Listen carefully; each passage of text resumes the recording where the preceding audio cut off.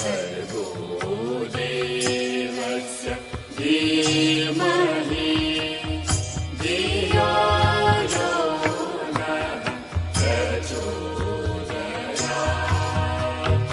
ॐ भूर्भुवः स्वः तत्सवितुर्वरेण्यं भर्गो देवस्य धीमहि धियो यो नः प्रचोदयात्।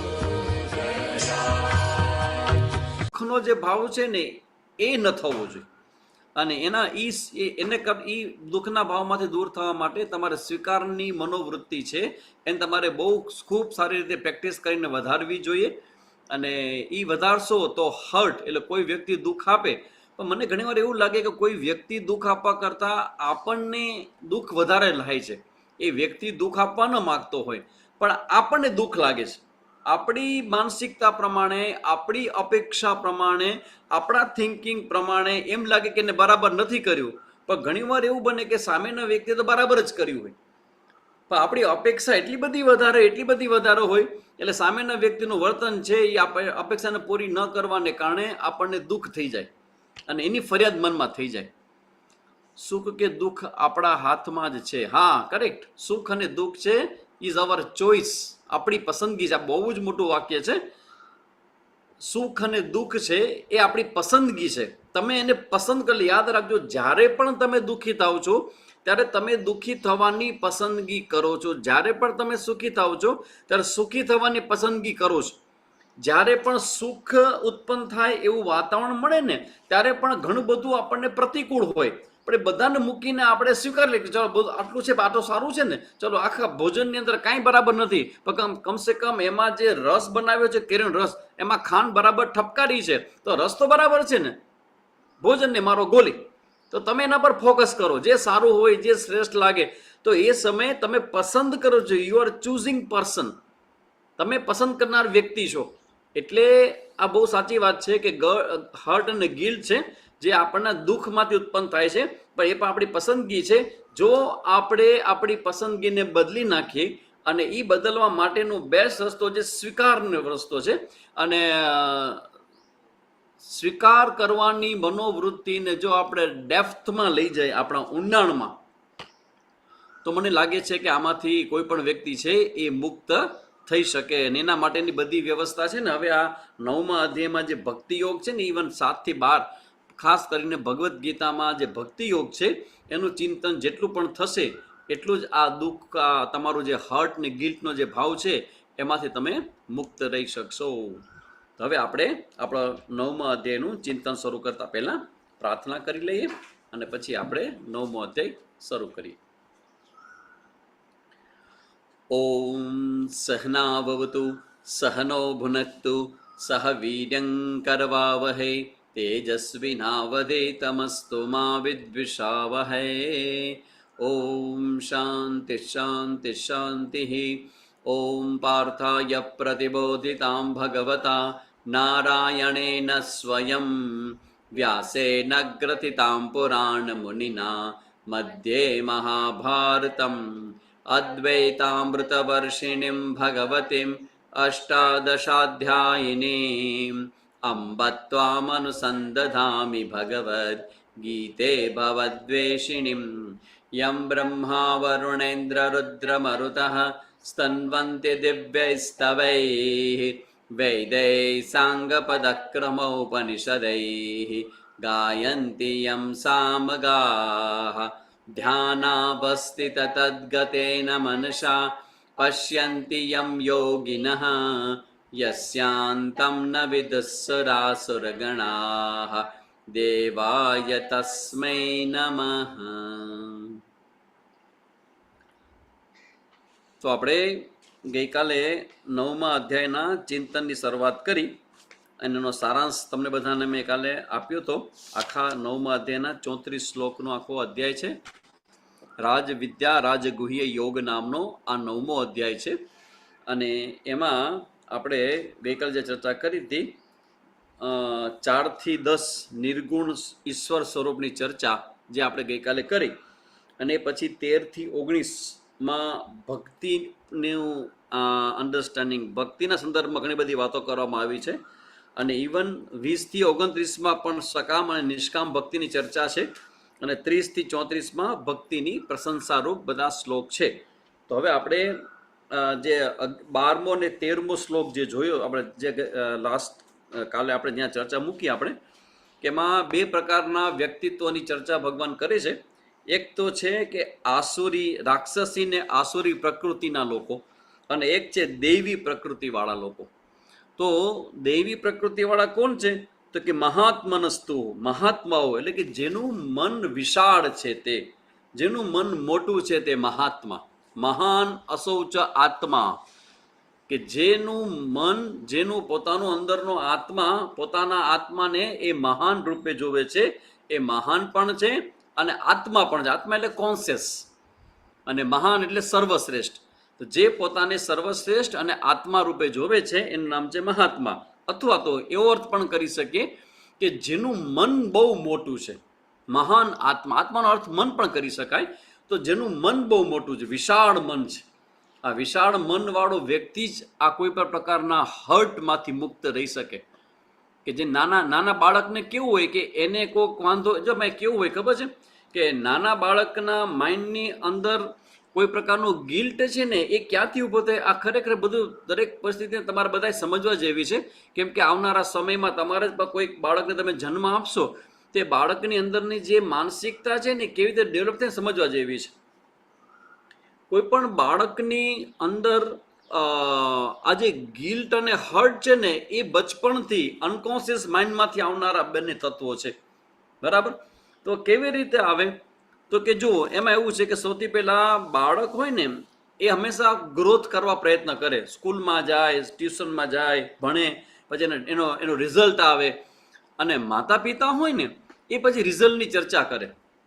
અને રિઝલ્ટની ચર્ચામાં કેવું કરે કે જો ઓલી છોકરીને કેટલા સરસ મજાના પર્સન્ટેજ આવ્યા, કેટલી બ્રિલિયન્ટ છે, કેટલું સરસ છે, પણ તું એના જેવી નથી. એટલે એક જ ગામમાં રહેતા હોય ને, બહુ નજીકના ક્લોઝમાં તમારામાં પરિવારની અંદર કોઈક છોકરી ખૂબ સરસ મજાનું કામ કરતી હોય, હોશિયાર હોય, એને જોબ મળી જતી હોય, અને તમારા માતૃશ્રી કે તમારા માતા કે તમારા પિતા એ તમને એમ કીધા કરે કે જો ઓલી કેટલી સારી છે, ઓલી કેટલી સારી છે, કેટલું સરસ ભણે છે, કેટલા સરસ માર્ક્સ લઈ આવે છે. એટલે આ બાળકની અંદર 2 પ્રકારના ભાવ આવે. એક તો પોતાની અંદર પોતાનું ઇન્ફિરિટી કોમ્પ્લેક્સ છે ને, એ ડેવલપ થાય કે હું તો કાંઈ નથી, હું તો કાંઈ નથી, હું તો કાંઈ નથી. અને બીજી બાજુ જે બીજી છોકરી સરસ મજાની હોશિયાર કહેવામાં આવે છે, એના પ્રત્યે એને ઈર્ષાનો ભાવ જન્મે, અને પછી એને દુશ્મન બની જાય, અને પછી જીવન ભરીને દુશ્મન બની જાય. એટલે આ તમે બરાબર સમજી લેજો કે આ બધા જે ભાવો છે ને, એ ભાવોમાંથી જ આ રાક્ષસી ને આસુરી જે મનોવૃત્તિ છે ને, એ આપણી અંદરની નેગેટિવિટી છે. અને ભગવાન કહે છે કે ઘણા એ લોકોની પ્રકૃતિ જ એવી છે, અને એ લોકોની પ્રકૃતિ કે મોહિની શ્રિતાહા. મોહિની એટલે મોહ પમાડનારી, કે એ મનુષ્યને મોહ પમાડનારી રાક્ષસની આસુરી પ્રકૃતિ છે. અને બીજા કેવા છે? તો કે મહાત્મનસ્તુહુ, અને બીજા એવા છે કે જે પોતાના મનથી મોટા છે, એટલે એમાં બધા દૈવી ગુણો છે, અને એ બધા દૈવી પ્રકૃતિનો આશ્રય લેનારા છે, અને અનન્ય મનથી મને એટલે કે ભગવાનને ભૂતોનું આદિ કારણ અવિનાશી એમ જાણીને ભજે છે. ભગવાનનું ભજન કરે, ભગવાન પ્રત્યે શ્રદ્ધા રાખે, અને ભગવાનને જ પોતાના જીવનનું લક્ષ્ય માનીને જીવનારા છે, એને ભગવાન એમ કહે છે કે એ બધા જે છે એ બધા દૈવી પ્રકૃતિવાળા વ્યક્તિઓ છે. હવે આ બંનેની ચર્ચા મેં લાસ્ટ ટાઈમ તમે વાત કરી પ્રમાણે, આ બંને જે શબ્દ છે, રાક્ષસી અને આસુરી પ્રકૃતિ અને દૈવી પ્રકૃતિ, એની ચર્ચા ભગવાન દૈવાસુર સંપદ વિભાગ યોગ નામો એ 16મો જે અધ્યાય છે, એ અધ્યાયની અંદર આખો અધ્યાય એના ઉપર છે. એટલો સરસ મજાનો અધ્યાય છે. અને એ અધ્યાયની અંદર અત્યારના સમાજમાં તમને ઘણા બધા વ્યક્તિત્વ જોવા મળે. એવા ભગવાન ગજબ કહેવાય કે ભગવાને જેવા વ્યક્તિત્વનું વર્ણન કર્યું છે ને, એવું વર્ણન તમને તમારી આજુબાજુમાં જોવા મળે. કે જો આ વ્યક્તિની જે ભગવાન વાત કરે છે, આ વ્યક્તિની અંદર જોવા મળે છે આપણને. તો ભગવાન એનું રીઝન બતાવે, અને પછી ભગવાન એના વિશેની ભવિષ્યવાણી પણ કરે કે જે લોકો આવી પ્રકૃતિને ક્યાં જશે ને, દેવી પ્રકૃતિના લોકો ક્યાં જશે. એટલે એ બધું આપણે 16મા અધ્યાયમાં ડિટેલમાં એને જોવાના છીએ. હવે આપણે આગળ વધીએ 14મો શ્લોક, જેમાં ભગવાન કહે છે સતતમ કીર્તયંતો મામ યતંસ દ્રઢવ્રતાઃ નમસ્યંતશ્ચ મામ ભક્ત્યા નિત્યયુક્તા ઉપાસતે. મારું નિરંતર મારું કીર્તન કરતા. આ કીર્તન શબ્દથી મને ફરી યાદ આવ્યા આપણા, તો બધાને મેં વાત કરી, તેમ લોકો જોવો છો કે નહીં ખબર નથી, રામ નામ કીર્તનની વાત કરી. તમારે બધાએ ફરજિયાત એ સાંભળવાનું છે. એ ભાઈનું નામ છે જિગ્નેશ તિલાવટ. કોઈક વ્યક્તિ આમાં નવું આવ્યું, મને હવે ખ્યાલ આવે છે કે મને એમ લાગે કે હું તમારી સાથે વાત કરું, તમે લોકો બધા મારા માટે જૂના જ છો. જિગ્નેશ તિલાવટ, રામધૂન, કરેક્ટ, હા રામધૂન વાળા. તો એમની રામધૂન રોજ બધાએ સાંભળવી. એમાં ક્લાસિકલ એની પોતાની એક મેથડ છે, બધા અલગ અલગ રાગ રાગણીઓમાં ગાય છે, અને રામ નામનું એટલું મધુર કીર્તન છે એનું, તે તમારે આખો દિવસ જ્યાં પણ તમે કામ કરતા હો ત્યાં તમે એને ચાલુ રાખી શકો. તો તમારા ગર્ભમાં રહેલું બાળક છે એ પ્રહલાદ જેવું ભક્ત બને ભગવાનનો, કે ગર્ભમાં રહીને જ એને ભગવાનની ભક્તિના સંસ્કારો એને મળી જાય. કારણ કે બહાર આવે પછી કેવું થશે, આ તમારે બધે ખાસ ધ્યાન રાખવા જેવું છે કે જ્યારે બાળક બહાર આવશે ને એ પછી તમારા હાથમાં નહીં રહે. કારણ કે બહારનું જ્યારે 3.5 વર્ષ સુધીનું હોય, 3 વર્ષનું, ત્યાં સુધી તમારા હાથમાં રહેશે. પછી જ્યારે પોતાની મેળે બધું વિચારવા માંડશે, પોતાની મેળે કરવા માંડશે, પોતાની મેળે પછી સ્કૂલે જવા માંડશે, પછી ધીમે ધીમે ધીમે તમારા ઉપરથી ફોકસિંગ હટી અને બહારની દુનિયામાં ચાલ્યું જશે. અને પછી કોણ એના ઉપર રાજ કરશે? એના ફ્રેન્ડ્સ. મારે મારા ભાઈબંધ સાથે રમવા જવું છે, એના ઘરે જવું છે, અમે આખો દિવસ મહેનત કરશું, હારે વાંચશું, આપણને કાંઈ ખબર નથી કે એનો જે ફ્રેન્ડ છે એ કેવા પ્રકારના સંસ્કારો વાળો છે. એટલે પછી બાળકની અંદર એ બધા સંસ્કારો શરૂ થઈ જશે. પછી તમારા જે આપેલા સંસ્કારો છે ને એ સંસ્કારો અને બહારના સંસ્કારો, એનું યુદ્ધ એના માઇન્ડમાં ચાલશે, બાળકના માઇન્ડમાં. તો તમારે તમારા બાળકને જો સારા માર્ગે, શ્રેષ્ઠ માર્ગે લઈ જવા માટે એને શ્રેષ્ઠ મજબૂત કરવો હોય ને, તો આ યુદ્ધમાં પહેલેથી જ હું તમને એમ કહું કે અવર mind is battle field, human mind is battle field. આ એક એવું મોટું વાક્ય છે, એમાં કેટલું બધું આવી જાય. આપણું મન છે એ યુદ્ધનું મેદાન છે. આ કુરુક્ષેત્રનું જે મેદાન છે ને, ભગવાન કે ને ધર્મ ક્ષેત્રે કુરુક્ષેત્રે સમવેતા યુત્સવ, એ આપણું પોતાનું મન છે. અને મનની અંદર જ કૌરવો ને પાંડવો રહે છે. તમે કોઈ આનો વિરોધ નહીં કરી શકો. તમે કોઈ નહીં કહેશો કે ના ના સ્વામીજી મારા મનમાં તો ખાલી પાંડવો જ રહે છે, કૌરવો છે જ નહીં. Not correct.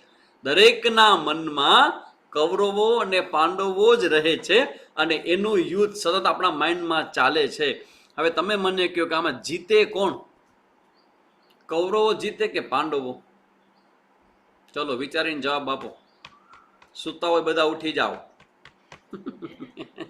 એટલે પથારીમાંથી નહીં, પથારીમાં શું પડે ભલે સુવો તમે. આપણું મન છે એ બેટલ ફિલ્ડ છે, યુદ્ધનું મેદાન છે, ને એમાં કૌરવો અને પાંડવો બંને છે. બંને પ્રકારની વૃત્તિ છે, એક સદવૃત્તિ ને એક અસદવૃત્તિ. તો બંનેમાંથી જીતે કોણ? સદવૃત્તિ જીતે કે અસદવૃત્તિ જીતે?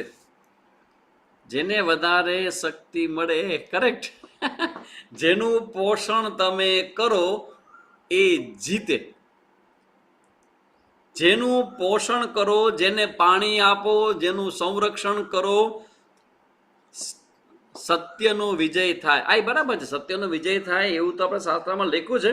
પણ આપણા માઇન્ડની અંદર, હું તમને જ પૂછું કે આપણા માઇન્ડની અંદર બધા વિચારો આવે, અને ખોટા ને ખરાબ અને સારા ને સાચા, તો બંનેમાંથી વધારે કોણ જીતી જાય છે? એક આળસનો વિચાર આવે, એક પ્રમાદનો વિચાર આવે, એક અધર્મનો વિચાર આવે, એક ખોટું કરવાનો વિચાર આવે, એક સુખનો અનુભવ કરી લેવાનો વિચાર આવે, અને બીજી બાજુ વહેલા ઉઠવું છે, ધ્યાન કરવું છે, પ્રાણાયામ કરવું છે, યોગા કરવા છે, સામાજિકનો ક્લાસ અટેન્ડ કરવો છે, લખવું છે, ગીતાનો પાઠ કરવો છે. આ સારા વિચારો જ બધા.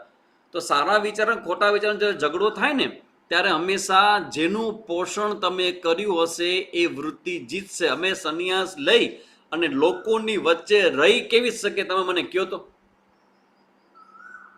આ સહેલું છે? આ તમારા બધાની વચ્ચે કોઈક સંન્યાસી એકલો પોતે રહે એ સહેલું નથી. Not an easy job. It's not a game. આ સામાન્ય રમત નથી. બધાની વચ્ચે રહેવું અને પોતાના સંન્યાસ વૃત્તિને મેન્ટેન કરવી, એના માટે રસ્તો અમારા ગુરુજી અમને આપ્યો છે કે સતત આપણા ખોટું જીતે મગજ એને કેમ નીચે બેસાડો.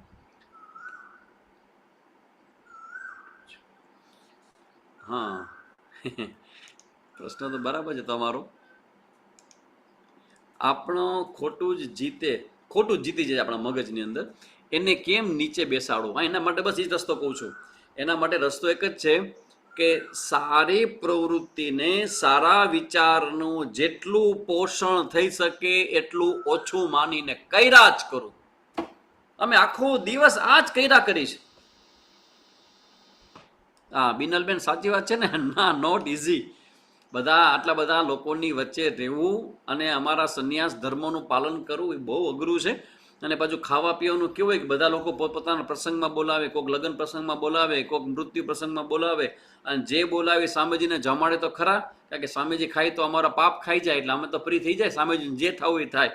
હવે બધું ખાઈને અમે બેસીએ તો અમારો કેટલી બધી મુશ્કેલી થઈ જાય. પણ એક જ રસ્તો છે કે અમે અમારી દિનચર્યાને, અમારી ઉપાસનાને, અમારી ભક્તિને, અમારા જીવનમાં જે કરવા જેવું જે સત્સંગ છે, સતત ચિંતન કરવાનું છે કે ભગવાનનું નામ લેવાનું છે, જેટલું વધે એટલું વધારે જ કરીએ છીએ, તેનું બળ વધે.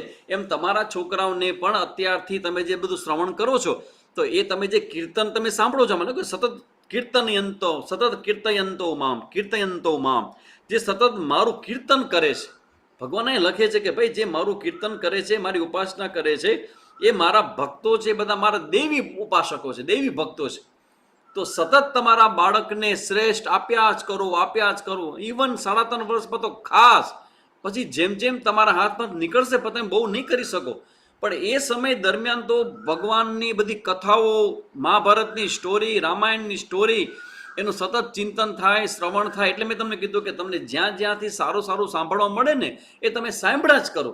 તો એ બધું સાંભળવાથી બાળકના મન મગજમાં જે શ્રેષ્ઠ વસ્તુઓ જાય, બીજી બધી વસ્તુઓથી અત્યારે બાળક સંપૂર્ણપણે સુરક્ષિત છે. આખા વિશ્વની અંદર તમારા જીવનમાં તમે ક્યારે સુરક્ષિત હો છો? માના ગર્ભમાં હો ને ત્યારે. હા, જો માં ખોટું કરે, માં ખોટું ચિંતન કરે, એ તો પછી બાળકને પ્રોબ્લેમ થાય. અધરવાઇઝ માના ગર્ભમાં બાળક સંપૂર્ણપણે સલામત હોય છે. તો એવી રીતે અહીંયા ભગવાન કહે છે કે મારો જે ભક્ત છે, મારું કીર્તન કરતો હોય, એવો પ્રયત્ન કરતો હોય અને દ્રઢ સંકલ્પ યતંતશ્ચ દ્રઢ વ્રતાહા. જો ભગવાનના ભક્તો હોય ને એ ઢીલા પોચા ના હાલે. ભગવાનના ભક્તો કેવા હોય? એક વાક્ય અડધું હું બોલીશ, બાકીનું તમારે લખીને પૂરું કરવાનું. ચલો બધા થઈ જાઓ રેડી. મને ખબર પડે કે તમારી પાસે ઇન્ફોર્મેશન કેટલીક છે. બધા તમારા ટાઈપમાં રેડી રાખજો. હું અડધું વાક્ય બોલું છું, અડધું વાક્ય તમારે પૂરું કરવાનું છે. ભગવાનના ભક્ત કેવા હોય? જબ મેં કમિટમેન્ટ કરતા હું તો, લખો આગળનું વાક્ય, અધૂરું વાક્ય પૂરું કરો. जब मैं कमिटमेंट करता हूं तो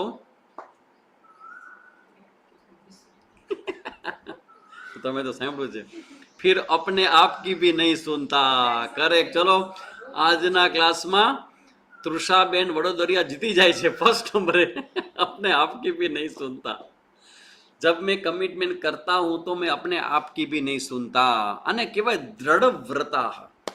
એકવાર નક્કી કર્યું, ધેટ્સ ઓલ. મેં નક્કી કર્યું કે હું જીવનભર આઈસ્ક્રીમ નહીં ખાઉં. આઈસ્ક્રીમ તો નહીં, એટલું બધું ન કહેવાય, બહુ થઈ ગયું ને, વધારે થઈ ગયું, એટલું બધું ન કરાય. ચાય નહીં પીવું, વોટ એવર, બસ ઇઝી છે, સિમ્પલ છે. ચાય નહીં પીવું, વોટ એવર. તમે જે નક્કી કરો કે હવે જો અધિક મહિનો આવે છે, તમારા બધા માટે સારા સમાચાર એ છે કે હમણાં 3.5 વર્ષે આવે એવો અધિક મહિનો 17મી મે થી 17 જૂન વચ્ચે આવવાનો છે. અને અધિક મહિનામાં કહેવાય કે અધિકસ્ય અધિકમ ફલમ. એ અધિક મહિનામાં જેટલું પણ તમે કરો ને એનું અધિક તમને મળે. જેમ કે તમે ધારો કે 10 માળા કરો તો તમને 100 માળાનું રિઝલ્ટ તમને મળે. એટલે એ મહિનામાં સતત ભગવાનનું ચિંતન, ભગવાનનું નામ સ્મરણ, કીર્તન અને બહુ જ મહિમા છે. અને ખાસ કરીને વિષ્ણુ ભગવાનનો મહિમા છે અધિક મહિનો. તો હવે અધિક મહિનાની અંદર આવશે આ, તો એ સમય નક્કી કરો કે ચલો કે હું સાંજનું ભોજન 6:30 સુધીમાં લઈ લઈશ, બહારનું કોઈ સ્વીટ નહીં ખાવ, અથવા તો આ નહીં કરો, અથવા તો આ નહીં કરો, એવું કોઈને કોઈ વ્રત લઈ લેવાનું. અને વ્રતનો મતલબ છે દ્રઢ વ્રતાહા. ભગવાનના ભક્તો હોય ને એ ઢીલા પોચા ના હાલે, એ દ્રઢ જોઈએ. એકવાર નક્કી કરે એટલે દુનિયા આખી ઊંધી થઈ જાય, એમાંથી પાછું નહીં ફરવાનું. હું તો વારંવાર અહીંથી કહું કોઈને, ભાઈ તમે નક્કી કર્યું કે ભાઈ તમે હમણાં દાબેલી નહીં ખાઓ, કારણ કે અમારા કચ્છમાં કોઈ માણસ રહેતો હોય ને દાબેલી ન ખાય તો એ જીવી ન શકે. એટલે સંકલ્પ કરે ચલો કે ભાઈ હું 1 મહિનો છું હું દાબેલી નહીં ખાઉં. પછી મને કે મન થાય તો મેં તો અમારા ભુજની અંદર સરસ મજાનું હમીસર તળાવ છે, એમાં પાણીએ ભગવાને ભરી રાખ્યું છે. જમ નથી લગાવવાનો, પણ માનસિકતા એવી કે હું આ નહીં કરું એટલે નહીં જ કરું. તેને કહેવાય દ્રઢ વ્રતા. હા, નમસ્યંતસ્ય મામ ભક્તે નિત્ય યુક્તા ઉપાસતે. અને પછી કર્મકાંડના સંદર્ભમાં ભગવાન ઘણી બધી ચર્ચાઓ કરે છે, એ ચર્ચા આપણે જવા દઈએ છીએ અહીંયા. અને પછી 20 અને 21માં શ્લોકમાં ભગવાન સ્વર્ગની ચર્ચા કરે છે કે સ્વર્ગલોક છે કે નહીં. ઘણા પૂછતા હોય કે સ્વામીજી સ્વર્ગલોક છે કે નહીં, એટલે મારો જવાબ એમાં એવો જ છે, તમે પૂછો હું પણ તમને જવાબ આપીશ કે ભાઈ મેં જોયું નથી, અથવા ગયા છો તો મને યાદ નથી. ભગવાન અહીંયા વાત કરે છે 20 અને 21માં શ્લોકમાં કે ત્રૈવિદ્યા મામ સોમપા પૂત પાપાહ યજ્ઞે રિષ્ટવા સ્વર્ગતિમ પ્રાર્થયંતે. સ્વર્ગની પ્રાપ્તિ માટે કોઈ યજ્ઞ કરે તો તે પુણ્યમાં સાધ્ય સુરેન્દ્રલોક, સુરેન્દ્રલોક એટલે સ્વર્ગલોક, સુરેન્દ્રલોકમ અશ્નંતી દિવ્યાન દિવી દેવ ભોગાન. અને ઇન્દ્રના લોકને, સ્વર્ગલોકને પ્રાપ્ત કરીને સ્વર્ગમાં અલૌકિક દેવ ભોગોને ભોગવે છે. જો સ્વર્ગલોક વિશે આપણે બધા ક્લિયર ન હોય, આપણને અનુભવ ન હોય, પણ ગીતાજીમાં ભગવાન ઉલ્લેખ કરે છે એટલે આપણે માનવું પડે કે સ્વર્ગલોક જેવું કંઈક છે ને. આમે માની શકીએ આપણે કે હવે આપણે ભારતમાં રહીએ છીએ તો આપણે ત્યાં, તમારે ત્યાં પાણી આવે છે તો એના માટે તમારે પ્યોરિફાઈડ કરવા માટે આરો પ્લાન્ટ તમે લગાવ્યો જ બધાએ, પાણીને ચોખ્ખું કરવા માટે લગાવો કે ન લગાવો? લગાવો, બરાબર ને? હવે સાંભળજો, હું તમને પ્રશ્ન કરું. એવી કલ્પના કરી શકો કે આપણી ગેંડીમાં કે જ્યાં પાણી નળ આવે છે એ આરો વાળું જ પાણી આવતું હોય તો એને ચોખ્ખું ગમે ત્યારે પાણી પીઓ, ચોખ્ખું ચણાક પાણી હોય તો? વાહ સ્વામીજી આવું ક્યાં છે?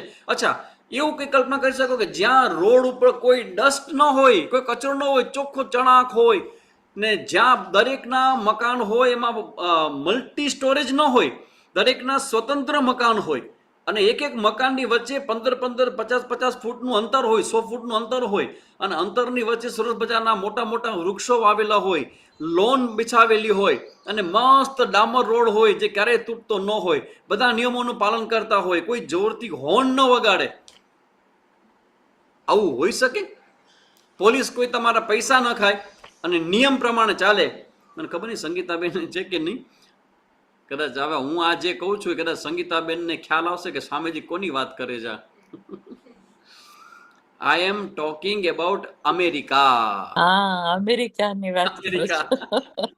જો ભારતમાં રહેતા હોય તો અહીં કરતા વધારે સારા ભોગ છે અમેરિકા જેવા દેશમાં હોય તો અમેરિકાથી પણ વધારે ભોગ ક્યાંક હોઈ શકે, અને એનાથી પણ વધારે ભોગ હોય એનું નામ સ્વર્ગ. જ્યાં મચ્છર ન હોય, માખી ન હોય, કીડી ન હોય, કૂતરા પાછળ પડે નહીં, તને બટકું ન ભરે, હડકાએ કૂતરું થાય નહીં ક્યારે, અને ક્યારે કોઈ વાહનના પ્રોબ્લેમ ન થાય, કોઈ ઝઘડા ન થાય, કાંઈ ન થાય. તો કે સ્વર્ગલોક, ભગવાન કહે છે કે આવા ઇન્દ્રલોક જેવો સ્વર્ગલોક છે, અને જે કોઈ સ્વર્ગલોકની પ્રાપ્તિ માટે ઉપાસના કરે ને એ સ્વર્ગમાં જાય. તો હવે પ્રશ્ન થાય કે સ્વામીજી સ્વર્ગમાં જવાનો કોઈ સહેલો રસ્તો ખરો? તો ઝૂમ મિટિંગમાં લિંક મોકલો ને. કારણ કે ઝૂમમાં આપણે વારા ઘડી એવું થાય કે જે પણ સારા સમાચાર મોકલો ને તરત સમાચાર આવે કે સ્વામીજી લિંક મોકલો ને. એટલે હવે હું તમને કહી દઉં કે ભાઈ જો સ્વર્ગમાં જવાનો રસ્તો ખરો, પણ એની કોઈ લિંક હું મૂકું તો અહીંયા વર્ણન મૂકી શકું કે ભગવદ્ ગીતાના 9મા અધ્યાયમાં 20મા અને 21મા શ્લોકમાં ભગવાને વાત કરી છે, પણ 21મા શ્લોકમાં ભગવાને, અચ્છા આમાંથી પૂછી લો પછી જ્યારે આગળ વધીએ, આમાંથી કેટલા એવા છે કે જેને સ્વર્ગમાં જવાની ઈચ્છા ખરી? Anybody wants to go to heaven? કોઈનો અંગૂઠો નથી આવતો. આમ કા કોઈને જવું નથી સ્વર્ગમાં? અરે ભાઈ અહીંયા કરતા સારા ભોગ હશે, ત્યાં બહુ સારું હશે, જોરદાર હશે. આપણે બેન બસ ઉપાડવાની છે અને સીધું પૃથ્વી ટુ સ્વર્ગ લોક, હેવન લોક. ગમે જ ને, સ્વર્ગ તો કેમ થાય, મોક્ષ ઇઝ બેટર. હા, હવે કોકે બીજી ઈચ્છા વ્યક્ત કરી છે. તૈયાર છે બધા આપણા શ્રોતા, આ બધા બહુ બ્રિલિયન્ટ છે બધા. ઘરને સ્વર્ગ બનાવીએ તો કેમ થાય? તો તમારે નિયમિત રીતે આ માતાની પાઠશાળા ન જોઈ તો તમે તમારું ઘર સ્વર્ગ બની જશે, એની ગેરંટી સાચી. મોક્ષ ઇઝ બેટર. વાહ, શ્રુતિબેને સરસ કુકરી મારી. મોક્ષ ઇઝ બેટર. જો સ્વર્ગમાં જવાની જેની પણ ઈચ્છા છે એ બધાને બરાબર જઈ શકાય, પણ અહીંયા ભગવાન 21મા શ્લોકમાં એક એવી વાત કરે છે કે આપણે બધાને હવા કાઢી નાખશે. ભગવાન કહે છે, તેતમ ભુક્ત્વા સ્વર્ગ લોકમ વિશાલમ ક્ષીણે પુણ્ય મર્ત્ય લોકમ વિશંતિ. પુણ્ય કરી અમરાપુરી પામ્યા અંતે 84 માહિરે. નરસિંહ મહેતા પણ આ જ વાત કરે, અહીંયા ભગવાન પણ વાત કરે કે ક્ષીણે પુણ્ય મર્ત્ય લોકમ વિશંતિ. તમે પુણ્ય ભેગા કરો તો પુણ્યના પ્રભાવથી તમને સ્વર્ગમાં જવા મળે, કન્ફર્મ. પણ એક જ તકલીફ છે ફૂદડી સ્વર્ગ માટેની. સ્વર્ગમાં જવા માટે પહેલા ખુદ સાથે સંકલ્પ કરવો પડે કે આપણે ક્યારેય કોઈનું ખોટું નહીં કરીએ, ખોટું નહીં બોલીએ. એ બરાબર છે બધા, પણ સમજી લેજો સ્વર્ગમાં જતા પહેલાની સૌથી પહેલી ફૂદડી છે કે તમારે બધાએ સૌથી પહેલા મરવું પડશે. આપ મુએ સ્વર્ગ ન જવાય. જ્યાં સુધી મૃત્યુ ના આવે ત્યાં સુધી સ્વર્ગમાં ન જવાય. એટલે સૌથી પહેલો વાંધો જ મને ન્યા છે કે ભાઈ મૃત્યુ પામીને સ્વર્ગમાં જવાનું, પછી કોઈ ગેરંટી તો હોય નહીં. અને મૃત્યુ પામીને સ્વર્ગમાં ન ગયા તો કોને પૂછવા જવું, પછી પકડવા કોને? સીધા લઈ ગયા આપણને બીજા લોકમાં લઈ ગયા. આપણે કહીએ ભાઈ મારે સ્વર્ગમાં જવું છે, ભાઈ તમારી પાસે પુણ્ય જ નથી. હવે કેટલા પુણ્ય છે ને કેટલા ખૂટે કાંઈ ખબર ન પડે. ભગવાન કહે છે કે સ્વર્ગ લોકમાં જે પણ કોઈ જાય, જો પુણ્ય એના પૂરા થશે એટલે સીધા એને મૃત્યુ લોકમાં ધક્કો મારવામાં આવશે. એટલે સ્વર્ગ લોકમાં પણ જશો ને અંતે પાછા ક્યાં આવશો?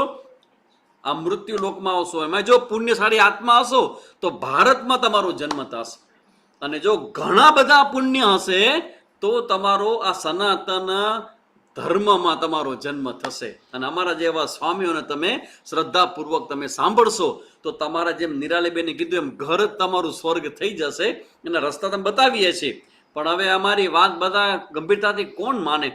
કોઈક વાર અમને એવા વ્યક્તિઓ મળે કે જેને મેં ક્યારેય જોયા ન હોય, પણ એ ઘણા વખતથી એ ઝૂમ ઉપર મને સાંભળતા હોય, અને પછી જ્યારે મળે ને ત્યારે બધી વાત કરે કે સામે અમે તમારી બધી જ વાત અમે અમારા જીવનમાં લાવીએ છીએ. અમે અમારા જીવનમાં સ્વીટ નથી ખાતા, ચા નથી પીતા, અમે નિર્જળા રહીએ છીએ. તો કેટલું બધું સારું લાગે કે અમે જ્યારે લોકોને સારી સારી વાતો કહેતા હોય, પણ એ લોકો જ્યારે પોતાના જીવનમાં એપ્લાઇડ ફોર્મમાં લાવે ને ત્યારે જીતી જવાય. કે તમે જેટલા સાંભળો છો એ સાંભળતી વખતે નોટપેડનો સૌથી મોટો ઉપયોગ એ કરવો જોઈએ તમારે કે જે વિચાર તમને ક્લિક કરે કે હો આ વિચાર તો જોરદાર છે, બસ એને લખી લ્યો અને પછી એને પોતાના જીવનમાં લાવવા માટે પ્રયત્ન તમે કરો. તો ધીમે ધીમે ધીમે તમારો ઘરમાં તમારા પોતાના જીવનમાં એ સાચી શાંતિના દિવસો શરૂ થશે. એટલે ભગવાન કહે છે કે સ્વર્ગ લોકમાં જાને બહુ કલ્પના ન કરજો, કારણ કે ત્યાં જઈને પાછું જાય આવવાનું તો જાવું શું કામ? પછી ત્યાં ધક્કો ખાવા શું કામ જાઓ? તો એના કરતાં બેટર છે તમે મોક્ષની પ્રાપ્તિ કરી લ્યો. પુનરપી જનનમ પુનરપી મરણમ પુનરપી જનની જઠેરે શયનમ, એમાં કાંઈ બધામાંથી મુક્તિ તમને મળી જાય. તમારો જન્મ મોક્ષ મેળવવા માટે જ થયો છે. આ હું તમને પણ કહું છું. અને હવેનું મારું વાક્ય છે કે જેનો પણ જન્મ હવે થવાનો છે એ બધાને કહી દો કે તમારો ભગવાન તમને જે આ શરીર આપે ને મનુષ્યનું અતિ કિંમતી શરીર છે અને ગોલ્ડન ઓપોર્ચ્યુનિટી છે હ્યુમન લાઈફ. તો એ તમારું જીવન છે એ સામાન્ય લક્ષ્ય માટે નથી, એ મહાન લક્ષ્ય માટે તમારા બધાનો જન્મ થવાનો છે. એટલે અહીંયા આવીને તમારા બધાએ બહુ મોટા કામ કરવાના છે. તો આ બધું તમે ગીતા તમે શું કામ સંભળાવી છે? જેથી કરીને તમારા અંદર આ સત્વ ગુણની વૃદ્ધિ થાય, સારા વિચારો મળે, વિવેક શક્તિ મળે, અને તમે સાવ સામાન્ય જીવન ન જીવો પણ મહાન જીવન માટે તમે પ્રયત્ન શરૂ કરો. એટલે ભગવાને અહીંયા કીધું કે ભાઈ સ્વર્ગની ચિંતા ન કરવી. પછી 22મા શ્લોકથી ભગવાન અલગ પ્રકારની ચર્ચા કરે છે જેને આપણે જે સકામ અને નિષ્કામ સ્વર્ગ પ્રાપ્તિ માટે ઉપાસના કરે એને સકામ ભક્ત કહેવાય. અને હવે ભગવાન એક બહુ સરસ મજાની વાત કરે છે, આપણા બધા માટે સમજવા જેવી છે. 22મો શ્લોક છે 9મા અધ્યાયનો. અનન્યાશ્ચિંતયંતો મામ યે જનાઃ પર્યુપાસતે. યે જનાઃ, જે લોકો અનન્યાઃ. અનન્ય નામ ખૂબ સરસ મજાનું છે, અમારું ફેવરિટ નામ છે અનન્યા. ન અન્ય ઇતિ અનન્યા. જેમ કે ભગવાન પ્રત્યેની ભક્તિ છે અમારી, તો કેવી ભક્તિ છે? અમને સ્વામીજી લાડુ તો ગમે, આમ તો એવું કહેવાય કે લાડુ તો બધાને ગમે, પણ જરા ભૂદેવને વધારે પસંદ આવે. કેમ ભૂદેવ વધારે પસંદ આવે? બ્રાહ્મણ ભટ્ટ લાડુ ચટ એવું કહેવાય કે લાડુ બહુ ભાવે અમને. ને લાડુ કેવા? અમને સ્વામીજી 2 હાથમાં લાડુ જોઈએ. અચ્છા, 2 હાથમાં કેવી રીતે? અમને ભગવાને ગમે અને અમને સંસારની બધી જ સુખો ને સાહેબી ને બધું પ્રતિષ્ઠા ને આ બધું ગમે, અને થોડી થોડી ભક્તિ પણ ગમે. દર અઠવાડિયે એકવાર અમે 1-2 વાર તમારો ક્લાસ સાંભળી લે, અમારી ભક્તિ થઈ ગઈ, અને પછી આખા અઠવાડિયામાં સંસારના ભોગ અમે કરીએ. એટલે ભગવાન અહીંયા કહે છે કે ન અન્યાહા, મારા એવા ભક્તો કે જે અનન્ય ભાવથી યુક્ત થઈને શ્રી કૃષ્ણ શરણમ મમ, શ્રી કૃષ્ણ શરણમ મમ. જો કોઈ પણ તમારું ઈષ્ટ દેવતા હોય અને એ ઈષ્ટ દેવતા પ્રત્યે તમારી ભાવના થઈ જાય તો બસ એના સિવાય મારું કોઈ અન્ય શરણું નથી, એને કહેવાય અનન્ય ભાવ. તો અનન્ય ભક્તિ યુક્ત ભાવથી ચિંતયંત, મારું જે ચિંતન કરે છે એ જનાહા, એ ભક્તોને ભગવાન સ્પેશિયલ ગિફ્ટ આપે છે. હવે ગિફ્ટ સાંભળવા જેવી છે. પૂછીશ તો નહીં કેટલાને ગિફ્ટ જોઈએ છે, પણ આ ગિફ્ટ પેલા સાંભળજો, જોરદાર ગિફ્ટ છે. ભગવાન શું ગિફ્ટ આપે છે? તો ભગવાન કહે છે તેષામ યે જનાહા, જે લોકો મારું આવી રીતે નિત્ય નિરંતર મારી ભક્તિ કરે, મારું ચિંતન કરે, મારું કીર્તન સાંભળે છે, એ લોકોને તેષામ નિત્યાભિયુક્તાનામ, જે નિરંતર મારામાં ચિત્તવાળા છે એવા જે મારા ભક્તો છે એને હું શું આપું છું ખબર છે? 2 ગિફ્ટ હું આપું છું. 2 ગિફ્ટ. શું આપે છે? તો કે યોગક્ષેમમ વહામ્યહમ, એવા મારા ભક્તોનું યોગ અને ક્ષેમનું વહન હું કરું છું. જો આ શબ્દો તમે સાંભળો તો કદાચ તમને આનો અર્થ ખબર નહીં, હમણાં હું કહું છું શું અર્થ થાય એનો. એક છે યોગ અને એક છે ક્ષેમ. તો સ્વામીજી તમે એવું કહો છો કે જે ભગવાનના ભક્તો હોય, ભગવાનની ભક્તિ કરતા હોય, એને ભગવાન યોગ ગિફ્ટમાં આપે, તો પછી મારે સવારના પોરમાં સૌરભ બત્રાના યોગા કરવાની જરૂર નથી. ભગવાન મને ગિફ્ટમાં આપશે, મારે યોગાસન કરવાની જરૂર નથી. મને ના ના ના, ઈ યોગની વાત નથી. અહીંયા યોગની વાત છે અપ્રાપ્તિ પ્રાપ્તિ યોગ. જે તમને જોઈએ છે, જે અત્યારે પ્રાપ્ત નથી, જો ભગવાનના ભક્ત બનીએ તો ભગવાન કહે છે કે એવા લોકોનું યોગનું વહન હું કરું છું.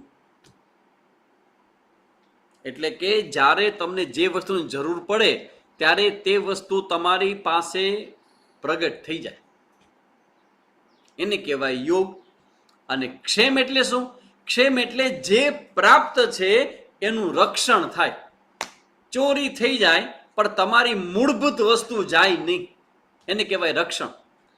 તો ભગવાન કહે છે કે મારા જે ભક્તો છે એનું યોગ અને ક્ષેમની જવાબદારી મારી, તો આપણા માટે કેટલું સારું થઈ જાય. આ જો યોગનો મતલબ એવો છે, આ તો તમારા બધા માટે બરાબર દરેકના જીવનમાં અનુભવ હશે, પણ મને તો આ બોલવા મળે એટલે હું તો મારો અનુભવ તમારી સાથે શેર કરું કે એઝ એ સંન્યાસી ઘણી વખત મને મારા જીવનમાં કોઈ વસ્તુની જરૂરિયાત લાગે. અને એકની તમને એક્ઝામ્પલ આપું કે એક આમ તો તમારા બધા માટે જાણવા જેવું છે, આમાંથી કોઈને હિમાલયની યાત્રા કરવાની ઈચ્છા ખરી? હિમાલયની યાત્રા કરવાની ઈચ્છા કોઈને ખરી? જણાવો ચાલો. હા હા, ઓહ ઘણા છે. હિમાલય વિશે તમે સાંભળ્યું હશે? અરે વાહ,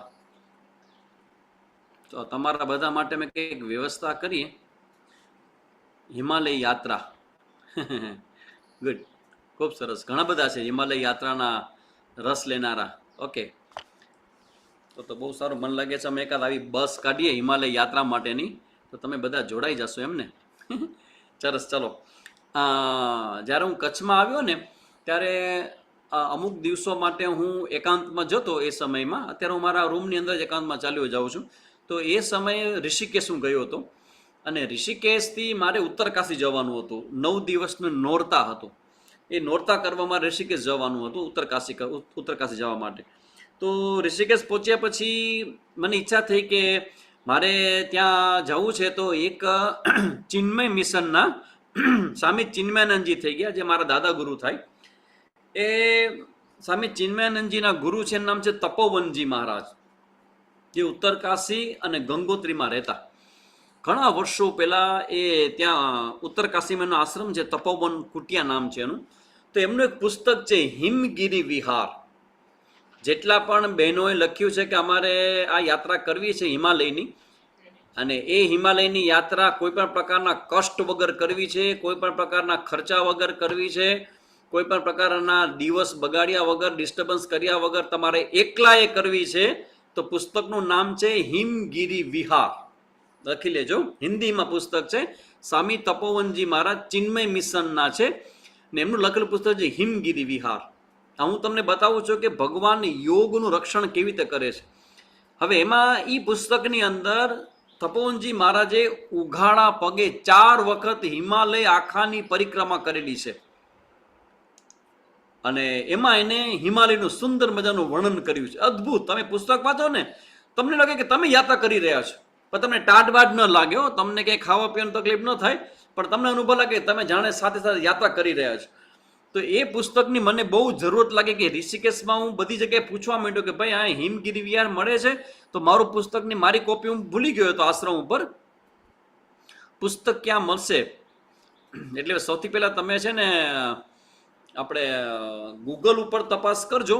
આમ તો જો ચિન્મય મિશન બોમ્બેમાં એક ચિન્મય મિશનનું સેન્ટર છે બોમ્બેમાં, એ તમે કરશો ને ગૂગલ, તમે એડ્રેસ મળી જશે. અથવા તો મારી પાસે પણ એટલી કોપી, મેં 4 કે 5 કોપી મંગાવી હતી ને હમણાં નવી એડિશન બહાર આવી છે. તમને 100% મળી જશે. ચિન્મય મિશન કે અમદાવાદમાં કોઈ રહેતું હોય તો અમદાવાદમાં ચિન્મય મિશનનું મોટું સેન્ટર છે, ત્યાંથી આ પુસ્તકો મળી જશે. તો એ પુસ્તકની શોધ કરવા માટે ઋષિકેશમાં કેટલી બધી દુકાનો પૂછે કે ભાઈ હિમગીરી વિહાર છે, હિમગીરી વિહાર છે, મારે જવું હતું હિમાલયમાં, તો હિમગીરી વિહાર લઈને જવું હતું કે પુસ્તક વાંચતો જાઉં અને ત્યારે હું આવી સાત્વિક યાત્રા કરું. ન મળ્યું તે ઋષિકેશમાં છેલ્લે લક્ષ્મણ ઝૂલા પાસે ત્યાં પુસ્તકોનો એક મોટો સ્ટોલ છે, જ્યાં આપણે જઈને ત્યાં એક બહુ જૂનો આશ્રમ છે. અને તો ત્યાં સ્ટોલવાળા એક બેન બેઠા હતા. આ વાહ, હિરલબેન ઉનાગર. આ ભાઈ આ તો ખતરનાક છે બધા. સીધું એમેઝોન ઉપર મળે છે હિમગીરી વિહાર. જો આવી ગઈ, લિંક આવી ગઈ. જેને પણ પુસ્તક હતું હોય આમાં લિંક આવી છે હિમગીરી વિહારની. એ લિંક તમે ક્લિક કરશો ને સીધા તમે ત્યાં પહોંચી જશો અને તેને પુસ્તક મંગાવી જ લેજો. અત્યારે એવું સુંદર મજાનું પુસ્તક છે કે આ પુસ્તક તમે વાંચશો ને તો હિમાલયની યાત્રા અને સત્સંગ બે થઈ જશે. એમાંય અમુક જગ્યાએ સત્સંગ એટલું જબરજસ્ત કરાવે છે. તો એ બેનને મેં કીધું કે મુझे એક પુસ્તક चाहिए, તો કે બોલીએ. મેં કીધું હિમગીરી વિહાર. તો કે હા તપોવનજી, મને એવું મને કે હા. તો કે નહીં સ્વામીજી વો તો પુસ્તક નહીં હે. હા, એમેઝોન ઉપર 350 રૂપિયાનું મળે છે. એકતાબેન, વેરી ગુડ. જો હું જે વાત કરું છું એમેઝોન ઉપર મળે છે 350 રૂપિયાનું. અને પછી બેનને કીધું કે બેન देखो ने कहीं हो तो कि ठीक है ठहरिए ब्रह्मचारी जी, मैं जरा देख लेती हूँ, शायद हमारे पास पहले बहुत सारी कॉपियां थी, अभी तो सब बिक गई. अंदर गया बेन અને 10 મિનિટ પછી આવ્યા હાથમાં પુસ્તક લઈને. એ કે આપકા નસીબ અચ્છા है, एक ही कॉपी पड़ी थी जो इसके बारे में मुझे भी मालूम नहीं था, ले जाओ कॉपी. આને કહેવાય યોગ. અપ્રાપ્તસ્ય પ્રાપ્તિ. ભગવાનના ભક્તો બને એના જીવન. જેમ કે તમારા માટે એવું હોય કે તમને જ્યારે જરૂર પડે ત્યારે સારા અને સાચા ડોક્ટર ક્યાં મળે? અત્યારના સમયમાં સૌથી મોટો પ્રોબ્લેમ છે કે તમને કોઈ શરીરમાં પ્રોબ્લેમ થાય તો સાચા ડોક્ટર પાસે પહોંચવું એ પણ ભગવાનની કૃપા જ માનજો. પ્રોપર ડોક્ટર પાસે. ઇવન કાનના ડોક્ટર જો બરાબર ન મળે, દાંતના ડોક્ટર બરાબર ન મળે તો તમારા મહત્વના અંગમાં ડેમેજ કરી નાખે. એટલે આ ભગવાન કે છે યોગ, જે તમારી પાસે અપ્રાપ્ત હોય એની પ્રાપ્તિનો હું તમને ગિફ્ટ આપું છું. કેટલું સરસ મજાનું કહેવાય આ. અને બીજું જે ક્ષેમ, ક્ષેમ એટલે તમારી પાસે જે છે એનું રક્ષણ કરવાની જવાબદારી ભગવાન. જે એક શબ્દ એમાં યુઝ કર્યો છે ભગવાને, વહામ્યહમ. આની એક નાની સ્ટોરી છે. આઈ થિંક તમે ભલે મોટા થઈ ગયા છો પણ સ્ટોરી તો બધાને ગમે. ઇટ્સ અ હેપનિંગ, આ હેપન, આ બનેલી ઘટના છે, સાવ સ્ટોર નથી. લેંગ્વેજ એડિશન ચેક કરી લેજો.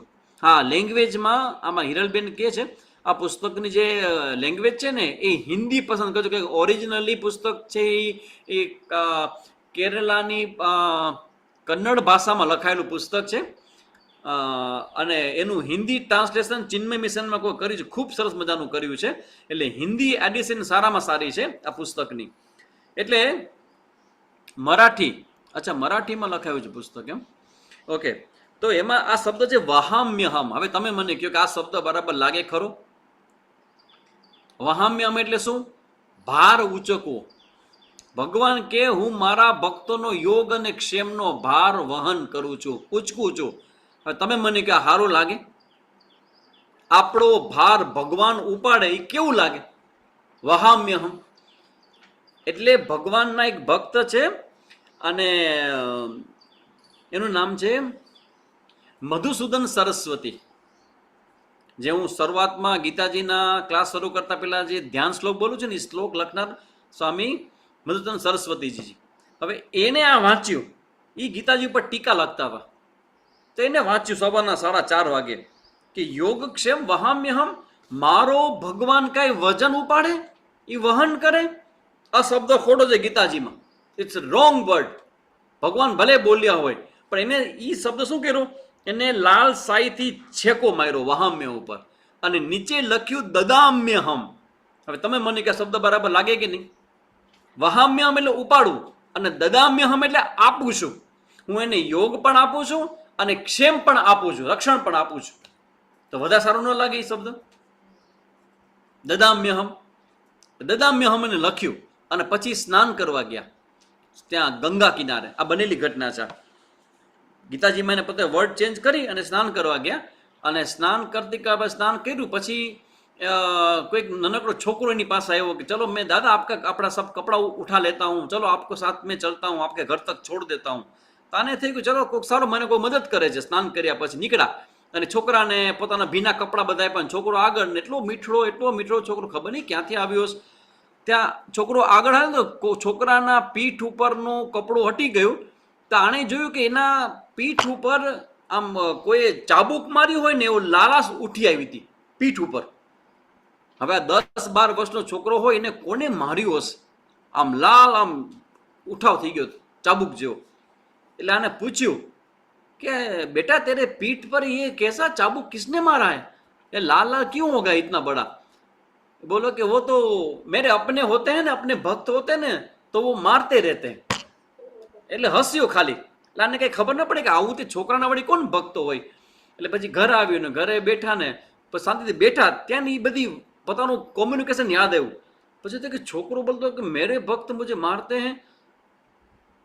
એટલે તરત એને સ્ટ્રાઇક થઈ કે મેં સવારે ગીતાજી ઉપર લાઈન કરી હતી વહામ્યહમ, એની પર દદામ્યહમ હોવું જોઈએ. તો ભગવાન આવ્યા, એ છોકરો ભગવાન હતો.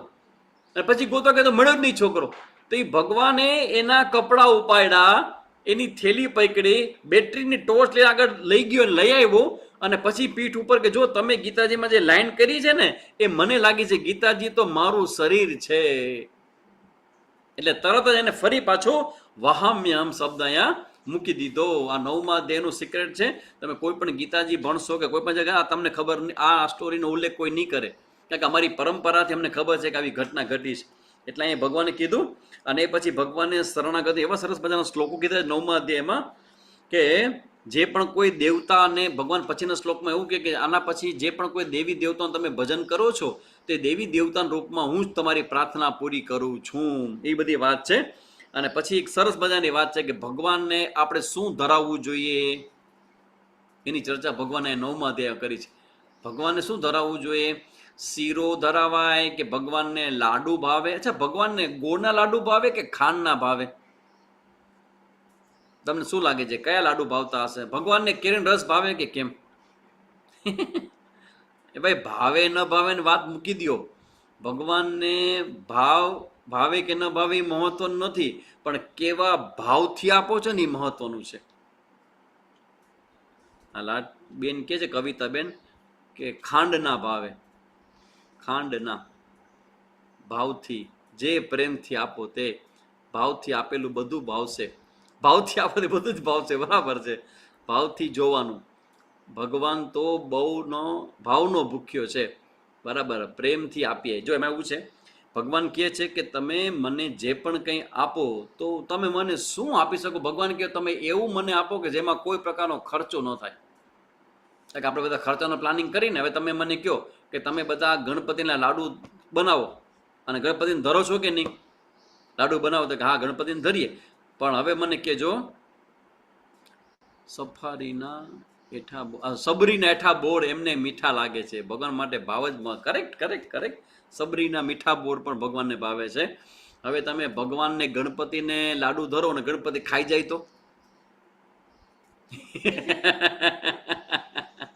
તો પછી રોજ રોજ ન ધરાવ્યો. આ ગણપતિ બાપા ખાઈ જાય તો ખાતા નથી એટલે ધરાવાતો નથી આપણે. પણ ભગવાન કહે છે કે તમે અહીંયા 9મા અધ્યાયમાં કહે છે પત્રમ પુષ્પમ ફલમ તોયમ. પત્રમ એટલે કે કોઈ પણ પત્ર હોય, ઝાડવાનું વૃક્ષનું કોઈ પત્ર હોય એ તમે ધરી શકો. પુષ્પ ઝાડમાં ઉગેલું કોઈ પણ પુષ્પ છે એ ભગવાન જાણી શકો. ફળ ઝાડમાં ઉગેલા ફળ છે એ ભગવાન આપી શકો. અને કાંઈ ન હોય તો જળ,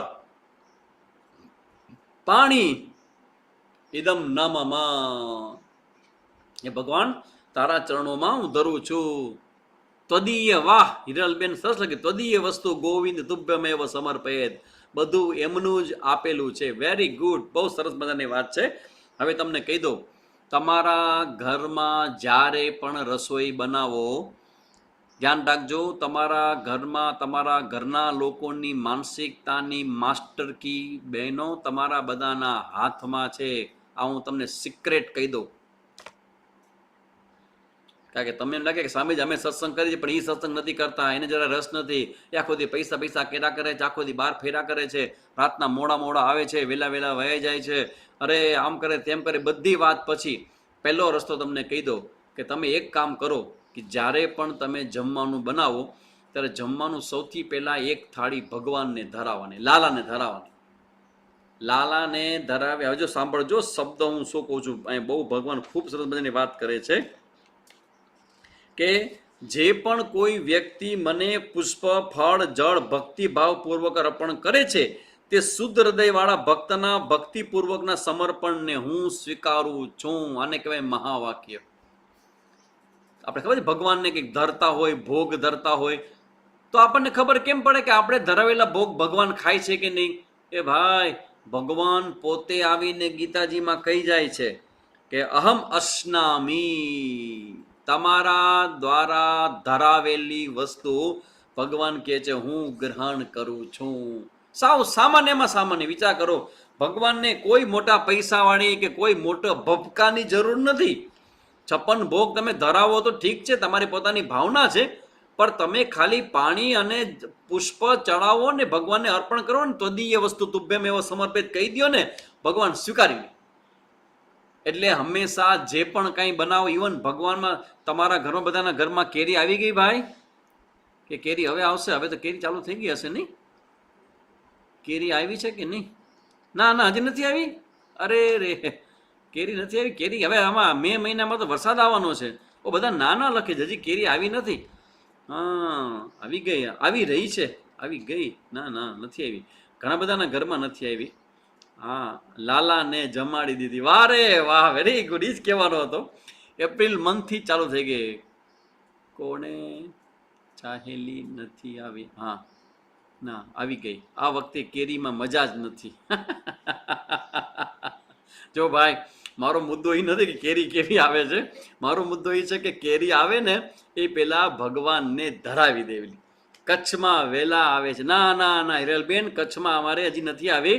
કચ્છમાં હજી એમ લાગે છે કે એકાદ વીક પછી આવશે. કચ્છની એમાં જે ટેસ્ટી જે કેરી હોય એમાં કચ્છની કેરી તો જોરદાર વખણાય, પણ હજી આવી નથી.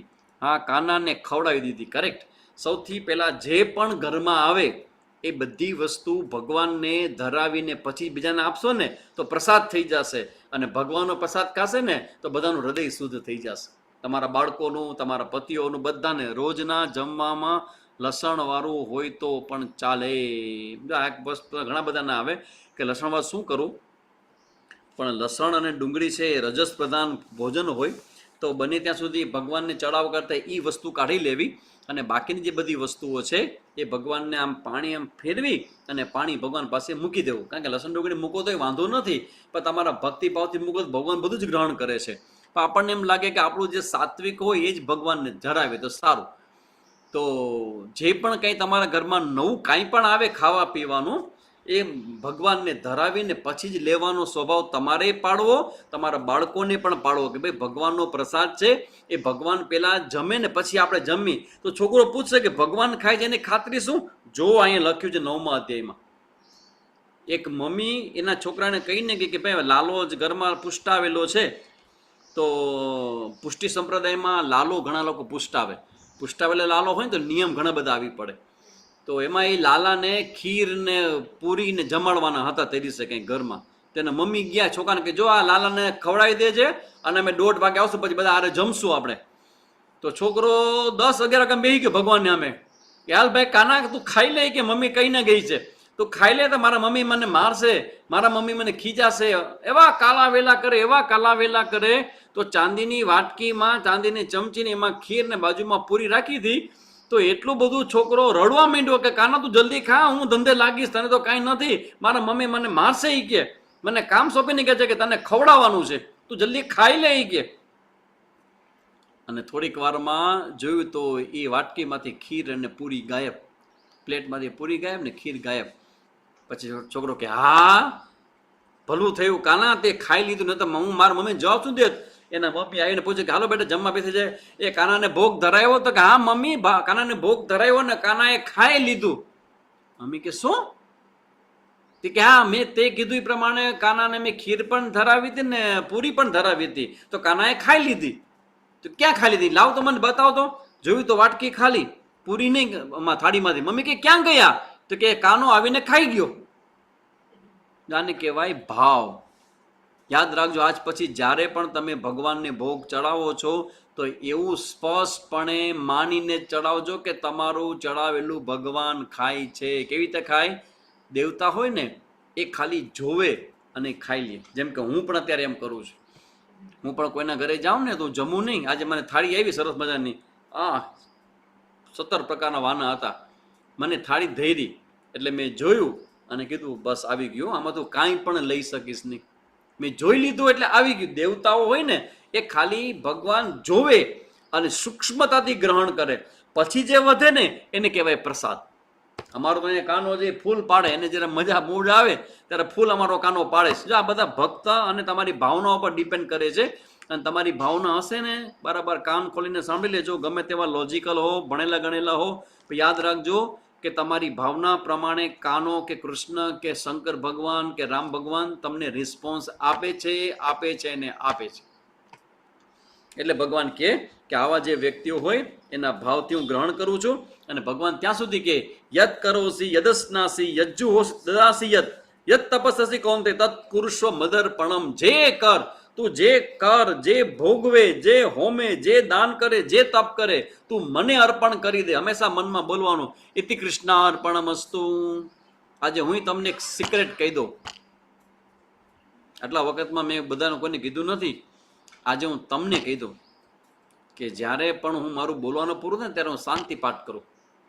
અને શાંતિ પાઠ જ્યારે પણ કરું ને ત્યારે મારા મનની અંદર હું એક શબ્દ છેલ્લે બોલી દઉં, મનની અંદર, બહારથી નહીં, ઇતિ કૃષ્ણાર્પણમસ્તુ. એટલે જે પણ મેં કંઈ ભણાવ્યું છે, જે પણ મેં સમજાવ્યું છે, એ ભગવાન હું તારા ચરણોમાં અર્પણ કરું છું. તો ભગવાન કે તમે અર્પણ કરશો ને હું ગ્રહણ કરી લઈશ. અને ભગવાન એવા છે કે જ્યારે ગ્રહણ કરે ને એ આશીર્વાદ દીધા વગર ગ્રહણ ન કરે, ક્યારે મફતનું ન ખાય ભગવાન. એટલે તમે જ્યારે ભગવાનને ધરાવો છો ત્યારે ભગવાન તમને આશીર્વાદ આપે છે. એ બધી વાત અહીંયા ભગવાને કરી. અને એ ભગવાને પછી 30મા શ્લોકમાં બહુ મોટી વાત કરી દીધી, બહુ જ મોટી વાત, બરાબર સાંભળવા જેવી. શું વાત છે? અપિચેત સુદુરાચારઃ ભજતે મામ અનન્ય ભાગ સાધુરેવ સમંતવ્યઃ સમ્યક વ્યવસિતો હિ સહ. મહાદુરાચારી પણ આપણે જમતી વખતે શ્રી કૃષ્ણ અર્પણમસ્તુ બોલીએ તો કાનાને જાય, હા હા જાય જાય જાય જાય જાય. અમે પણ એ જ કરીએ છીએ, એટલે કૃષ્ણ અર્પણમસ્તુ. અમે પણ ભોજન કરીએ ને સન્યાસીઓ હાથમાં પાણી લે ને બ્રહ્માર્પણમ બ્રહ્મવી બ્રહ્માગ્નો બ્રહ્મણાહુતમ બ્રહ્મૈવ તેન ગંતવ્યમ બ્રહ્મકર્મ સમાધિનમ તત્સત બ્રહ્માર્પણમસ્તુ નમઃ પાર્વતી પતે હર હર મહાદેવ બોલી આમ હાથ હલાવી અને પછી પાણી પી જાય. એટલે અમારા અંદર આપણા પેટની અંદર રહેતો જે અગ્નિ રૂપે પરમાત્મા છે ને, જઠરાગ્નિ રૂપે, એ પરમાત્માને અમે પ્રસાદમાં બધું આપી દઈએ, ભગવાનને અર્પણ કરી દઈએ, એટલે બધું ભગવાનને ગ્રહણ થઈ જાય. એ સાચી વાત છે. જમતા પહેલા પણ આ મંત્ર બોલીને જમવું, એવું તમે કરો ને તો ભોજનનો જેટલો પણ દોષ હોય ને એ દોષમાંથી આપણે બચી જઈએ. કોઈના પણ ઘરે ગયા હોય, કોઈ વ્યક્તિએ હાથનો બનાવેલો, અમને શું ખબર કોણે કેવું બનાવ્યું છે, એટલે અમે હાથમાં પાણી લઈએ અને મંત્ર બોલીએ, અને જેવું આમ ફેરવીએ ને એટલે બધા દોષો નીકળી જાય અને ભગવાન એને શુદ્ધ કરી દે. તો ભગવાન કહે કે કોઈ પણ મહાદુરાચારી પણ જો અનન્ય ભાવથી યુક્ત થઈને મને ભજે તો તેને સાધુ જ માનવો, કેમ કે તે યથાર્થ સંકલ્પ કર્યો છે. જીવનમાં ક્યારેક બહુ મોટી ભૂલ થઈ ગઈ હોય, ન કરવા જેવું થઈ ગયું હોય, ખોટું કર્યું હોય, જરા પણ ચિંતા ન કરવી. ભગવાન કહે છે કે દુરાચારી નહીં, સુદુરાચારી. સુદુરાચારી એટલે શું? દુરાચારી એટલે ખોટું ને ખરાબ કરનાર, અને સુદુરાચારી એટલે ખોટું કરનારા, ખરાબ કરનારામાં પણ જે સર્વશ્રેષ્ઠ છે તે. હજારો માણસો ભેગા કરો જે ખોટું ને ખરાબ કરે છે, એમાંથી સૌથી મોટો જે હોય, ભગવાન કે એવો વ્યક્તિ પણ જો એ અનન્ય ભાવથી મારે શરણે આવી જાય તો તમારે લોકોએ એને સાધુ માનવો, સજ્જન માનવો, શ્રેષ્ઠ માનવો. કેમ? ભગવાન કહે છે કે તમારી શ્રેષ્ઠતા એ તમારા વિચારોથી, તમારા સંકલ્પોથી, તમારા ભાવથી છે. તો ભાવથી જે ભગવાનનો ભક્ત બને ને, એના બધા જ પાપ, એને બધા જ ખોટા કર્મો, આ જન્મના ને કે કોઈ જન્મના, વહામ્યહમ, ભગવાન તમારા બધા જ કર્મો એના માથા ઉપર ધારણ કરી લે છે. તો અમે લોકો કેવા રિલેક્સ રહેતા હોઈએ, શું કામ ખબર છે? કેમ કે આ જાણી સત્યને કે અમે જ્યારે ભગવાનને સમર્પિત થઈ ગયા ને, તો અમારું જે પણ કંઈ છે એ બધું હવે ભગવાનનું થઈ ગયું. અમારી આખી ફાઇલ હવે ભગવાનની થઈ ગઈ. હવે ભગવાન અમારા કર્મોની સામે વકીલ બનીને લડે, અમે બધા ફ્રી થઈ ગયા. ઘણા સીએ વાળા હોય ને, સીએ કરનારા, એના બધા ક્લાયન્ટ હોય ને, એ બધા રિલેક્સ બહુ હોય. કેમ? એ ખોટું કરે, ખરાબ કરે, બધું કરે, પણ સીએ ની ફી આપી દે. અચ્છા, સીએ શું કરે? એ ફીને કારણે એમ કે તમારું જેટલું પણ કહે છે બધું હું સેટલ કરી દઈશ, તમારું જેટલું પણ આડું અવળું છે એ બધું ફાઇલ તમારી ગોઠવી દઈશ. એમ ભગવાન જે છે એ કહે છે કે મારે શરણે કોઈ પણ આવી જાય, અનન્ય ભાવથી. નરસિંહ મહેતા, મીરાબાઈ, એ બધા ભગવાનના અનન્ય ભક્તો છે. તમે એકવાર ભગવાનની ભક્તિ શરૂ કરો, ભગવાનને શરણે જાઓ, ભગવાનનું કીર્તન સાંભળો, ભગવાન સાથે જોડાઈ જાઓ, બસ તો તમારી બધી જ ફાઇલ છે ને એ ભગવાન લઈ લેશે. એટલે કહે છે કે કોઈ ચિંતા ન કરવી. અને ભગવાને 31મા શ્લોકમાં જે વાત કરી છે એ બધાએ તમારા હૃદયમાં લખવાની છે. 31મા શ્લોકમાં ભગવાને જે કીધું છે એ બધાએ તમારા હૃદયમાં લખવીને જીવનભર એને યાદ રાખવાની છે. ભગવાને મહાવાક્ય કીધું. શું કીધું છે? ક્ષિપ્રમ ભવતી ધર્માત્મા સસ્વત શાંતિ નિગચ્છતિ, પેલા વાક્યમાં છે. પછીનું જે વાક્ય છે ને જબરજસ્ત વાક્ય છે. કૌંતેય, કુંતી પુત્ર અર્જુન, તું સાંભળી લે. કૌંતેય પ્રતિજાનીહિ, પ્રતિજાનીહિ એટલે ચોક્કસ પ્રતિજ્ઞા કરું છું તારી સામે. આ પ્રતિજ્ઞા કરાયેલું મારું વાક્ય સાંભળ, પ્રતિજ્ઞા કરતું મારું વાક્ય સાંભળ. શું વાક્ય છે? ન મે ભક્ત પ્રણશ્યતિ. આમાં અર્જુનને ભગવાન કહે છે કે પ્રતિજ્ઞા કરી લે. એટલે પ્રતિજ્ઞા કરી લે એટલે તું બરાબર સમજી લે સ્પષ્ટપણે. ન મે ભક્ત પ્રણશ્યતિ, મારા ભક્તનો ક્યારેય નાશ થતો નથી. ન મે ભક્ત પ્રણશ્યતિ. ખોટું થયું, ખરાબ થયું, ભૂલ થયું, ન કરવા જેવું થયું, ભગવાન બધું જ ચલાવી લે. એક જ એનો કન્ડિશન છે, તમે ભગવાનના થયા કે નહીં, ભગવાનના શરણે થયા કે નહીં, તદીય વસ્તુ તુભ્યમેવ સમર્પિત બોલ્યા કે નહીં, સર્વ ધર્માન પરિત્યજ્ય, જેમ ભગવાન કહેતો હોય કે બધા ધર્મો છે ને મારે શરણે આવ, એમ ભગવાનને શરણે ચાલ્યા ગયા. તો અર્જુનને કહે છે, અર્જુન તું પ્રતિજ્ઞા કરીને લોકોને કહી દે, ન મે ભક્ત પ્રણશ્યતિ, મારા ભક્તનો ક્યારેય નાશ થતો નથી. તો આપણે બધા માટે કેટલું મોટું સેન્સ ઓફ સિક્યોરિટી ઊભી કરે. એકવાર ભગવાનના થઈ ગયા, ભગવાનના ભક્ત થઈ ગયા, તો આજ પછી પૂછાય તો નહીં પૂછી જ લઈએ હવે કેટલા એવા છે કે જે ભગવાનના થઈ જવા માટે તૈયાર થયા છે કે ભગવાનના શરણે થઈ ગયા છે? જે પણ થયો છે ભગવાનના શરણે એના માટેની ગેરંટી છે એને કોઈ પ્રકારની ચિંતા ન કરવી, કદી કોઈ ફરિયાદ ન કરવી. વિચાર આવે છે વાંધો નહીં, જ્યારે પણ તમે ભગવાનને કહેશો કે ભગવાન આજથી હું તારી, કારણ કે તમે બધા બહેનો છો, તમે એમ કહેશો ભગવાન આજથી હું તારી, તો ભગવાન છે એ તમને સ્વીકારશે અને ભગવાન સ્વીકારતા કહેશે કે મારા ભક્તનો ક્યારેય વિનાશ નહીં થાય. એટલે તમારા જીવનમાં ગમે તેવી મુશ્કેલીઓ આવી જાય, કોઈ પણ એવી કઠિન પરિસ્થિતિ આવી જાય, પણ ભગવાન અને ભગવાનની સત્તા અને ભગવાનના ભક્તો, એવા સંતો મંતો મહાત્માઓ બધા જ તમારું રક્ષણ કરવા માટે ઊભા રહી જશે. They will protect you. તમારું રક્ષણ થશે થશે ને થશે. ભગવાનની સેવા કરવાનો વિચાર આવે છે, બસ આ તો ભગવાનની ભક્તિ થઈ. ભગવાનની સેવા કરવાનો વિચાર આવે, તમને ગીતાજી સાંભળવાનો વિચાર, હા ગીતાજી હાથમાં આવી ત્યારથી શરણે થઈ ગયા. વારે વાહ, વેરી ગુડ. ભગવાને ભક્ત તરીકે સ્વીકાર્યા એ કેવી રીતે ખબર પડે? ઓકે, શું કરવાથી ભક્ત કહેવાય શકીએ? તમે જ્યારે એમ કહો કે ભગવાન હું તમારી છું, ભગવાનની સામે આંખ બંધ રાખી કે આંખ ખુલ્લી રાખીને જ્યારે પણ તમે એકાંત મળે ત્યારે ભગવાનના સામે બેસી અને એવું તમે વારંવાર બોલો કે ભગવાન હું તમારી છું, આજથી મારું જીવનની ડોર હું તમારા હાથમાં સોંપું છું, હવે મારું જીવન તમારું છે ને તમે જેમ પ્રેરણા આપશો, તમે જેમ કહેશો એમ તમારી જ પ્રેરણાથી હવે હું જીવીશ, મારું બધું જ તમારું છે. આવું સ્વીકાર કરવો, આવું એક્સપ્લેન કરવું ભગવાનની સામે. જો ભગવાન બધી જગ્યાએ, ગઈકાલે વાત કરી એમ, જો ભગવાન બધી જગ્યાએ હોય તો તમારે ને મારી વચ્ચે પણ ભગવાન છે. તો અત્યારે પણ જો તમારા મનમાં એવો વિચાર આવી જાય કે ના હું હવે ભગવાનની જ છું, કારણ કે આપણા જીવનમાં આપણે જીવ તરીકે ભલે જન્મ લીધો હોય પણ આપણા જીવનમાં બધી શક્તિ તો ભગવાનની જ છે ને, તો બધું જ ભગવાનનું છે. જગત તો તમારું કે મારું તો છે જ નહીં. એ કોકના જગતમાં આપણે આવ્યા છીએ. કોનું જગત છે? ભગવાનનું જગત છે. આખું જગત ભગવાનનું ને હું આ જગતમાં હોઉં તો હું કોનો કહેવાઉં? ભગવાન. તો બસ ગીતાજીમાં ભગવાન આટલું કે તું ભક્ત એમ કહી દે કે હું તારો. એક સૂત્ર મેં સાંભળ્યું હતું, સરસ મજાનું વોટ્સએપમાં આવ્યું હતું. જીવ એમ કે આ મારું, આ મારું, આ મારા દીકરા, આ મારું ઘર, આ મારો પરિવાર, આ મારી ગાડી, આ મારા પૈસા, આ મારા દાગીના, આ મારા સગા સંબંધી, આ મારું મારું મારું મારું.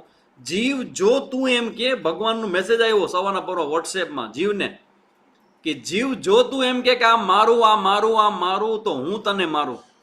મારી માયા મૂકશે નહીં તને. પણ જો જીવ તું એમ કે આ તારું, આ તારું, આ તારું, તો હું તને તારું. હવે તમારા હાથમાં છે કે તમારે ડૂબવું છે કે તરવું છે. જો તરવું હોય તો ગીતાજીમાં જેમ ભગવાન કે ને કે મારું ભક્ત થઈ જા. ભક્ત થઈ જા એટલે જે કંઈ જીવનમાં આવે છે એ ભગવાનની કૃપાથી મળે છે. જે કંઈ તમે કરી શકો છો એ શક્તિ ભગવાનની છે. એટલે તમારું કોઈ પણ માલિકીપણું નથી, તમારો કોઈ પણ મમત્વ નથી. જે છે એ બધું ભગવાનનું છે એમ માનીને તમે જીવવાનું શરૂ કરો, તમે ભગવાનના થઈ ગયા કહેવાઓ. જો ભગવાનના થઈ ગયા તો તમે કોઈ પ્રકારની ચિંતા તમારા જીવનની આજ પછી ક્યારેય કરજો નહીં. જો હોગા સબસે અચ્છા હોગા વહી હોગા, ક્યારેય ભૂલજો નહીં. આ ભગવાનની એસ્યોરન્સ ગીતાજીમાં ભગવાને આપ્યું છે. એટલે તમે ભગવાનના આ ભક્તપણાનો જે ભાવ છે એ તમે બરાબર સમજો છો. અને ખાસ કરીને તમે આ સમજો છો તો તમારી અંદર રહેલું જે બાળક છે, ગર્ભમાં રહેલું બાળક, એના અંદર તો લોજિક જ નથી, એને તો કંઈ કલ્પના નથી. જેમ સ્વામીજી કે, જેમ ગીતાજી કે એમ બેઠું કોપી કરે છે અત્યારે. તમે મને હાવ સાચું કહો કે આ મારા શબ્દની અસર તમારા પર બધું થાય કે તમારા અંદર રહેલા ગર્ભમાં રહેલા બાળક ઉપર? કારણ કે એની પાસે કોઈ લોજિક, એની પાસે કોઈ તર્ક, એની પાસે કોઈ બીજો વિચાર છે જ નહીં. જે વિચાર આપો એ વિચાર સ્વીકારી લે છે. તો સ્વીકાર કરવાની મનોવૃત્તિ જ તમને ભગવાનના ભક્ત બનાવશે. અને પછી આખી ગીતાજીમાં વારંવાર આવશે કે ભગવાનના ભક્ત હોય ને શું શું કરવાનું હોય એની ચર્ચા આપણે આગળ જોયા જ કરશું. આપણે હોગા વહી જો રામ રચિત રાખા, આવો ટ્રસ્ટ આવી જાય, કરેક્ટ, ભગવાન ઉપર વિશ્વાસ આવી જાય અને એ રીતે ભગવાન કહે ને છેલ્લે ભગવાન એવું કહે કે મન મના ભવ મદ ભક્તો મદ્યાજી મામ નમસ્કરું મામય વૈશ્યસી યુક્તે આત્માનમ મત પરાયણ.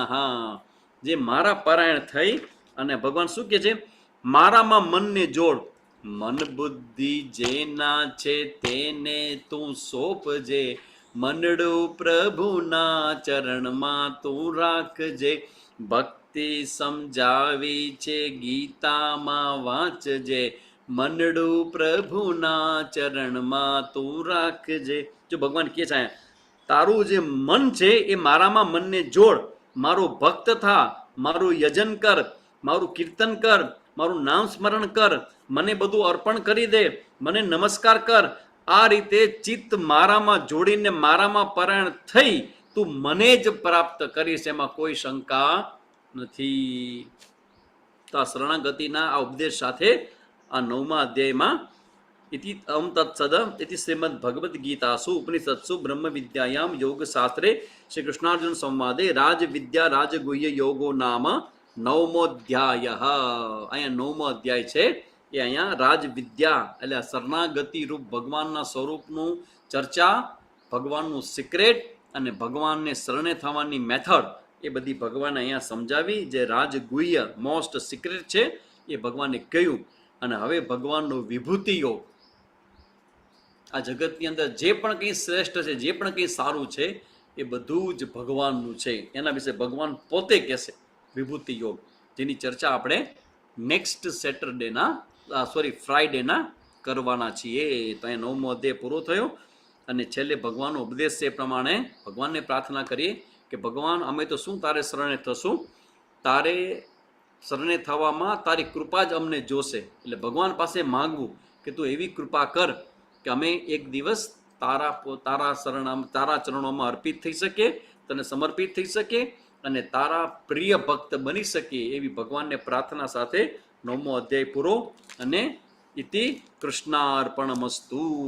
9મો અધ્યાય આપણે જે કંઈ ચર્ચા થઈ એ બધી ભગવાન ચરણોમાં અર્પણ કરીએ છીએ. શાંતિ પાઠ કરું, પછી જે કંઈ તમારા પ્રશ્નો હશે 2-5 મિનિટ એ પ્રશ્નોત્તરી કરશું. તમારા પ્રશ્નો બધા તૈયાર રાખજો. ઓમ પૂર્ણમદઃ પૂર્ણમિદં પૂર્ણાત પૂર્ણમુદચ્યતે પૂર્ણસ્ય પૂર્ણમાદાય પૂર્ણમેવાવશિષ્યતે. ઓમ શાંતિ શાંતિ શાંતિ. હરિ ઓમ શ્રી ગુરુભ્યો નમઃ. હરિ ઓમ. તો આ રીતે આપણે 50% ભગવદ્ ગીતા પૂર્ણ થઈ. આપણી 9 અધ્યાય સુધી આપણે પહોંચી ગયા. હવે માત્ર 9 અધ્યાય જ બાકી છે આખી ગીતાજીને પૂરી કરવામાં. તો આપણે આપણી રીતે પ્રયત્ન કર્યો ને આજે ઘણું બધું નવું જાણવા તમને મળ્યું હશે. ભગવાનના શરણે કેવી રીતે થવાય, ભગવાનને શું સમર્પિત કરાય, કેવી રીતે ભગવાનના પાકા ભક્ત બનીએ અને ભક્ત ભગવાનના બનીએ તો આપણા યોગક્ષેમનું વહન પણ ભગવાન જ કરશે. આ બધી વાતો તમે આજ સાંભળી છે. તો હવે તમને કંઈ કોઈને પ્રશ્ન હોય, કંઈ પૂછવું હોય, કંઈ કહેવું હોય તો આ સ્ટેજ તમારા માટે હવે ઓપન છે.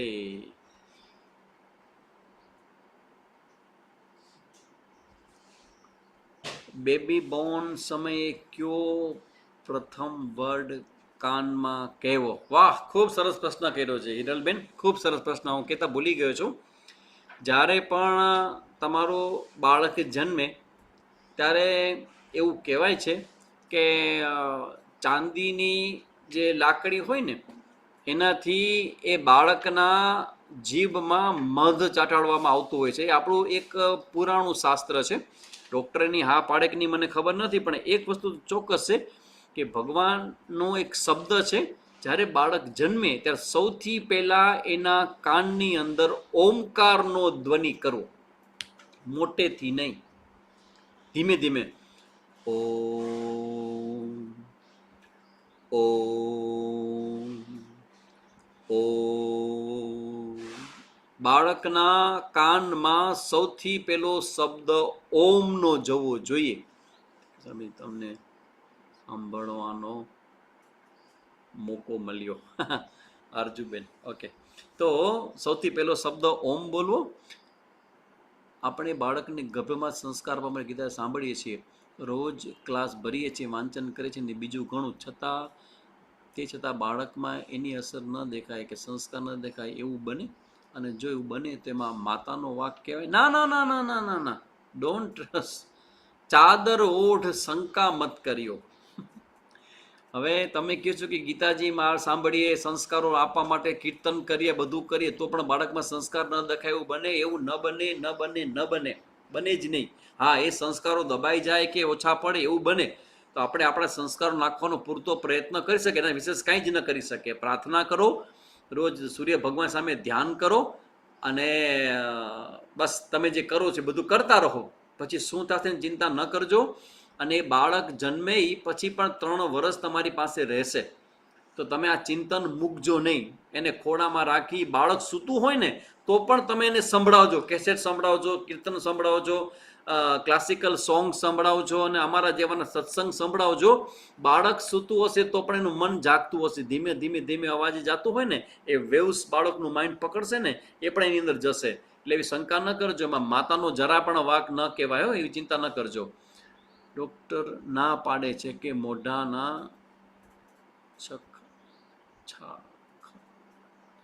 મોઢા ન ચખાડાય. ઓકે.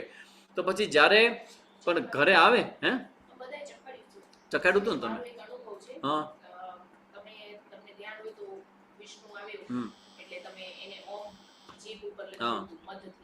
પછી છે ને સ્વામીજી ખાલી 40 કે 45 દિવસનો જ હતો.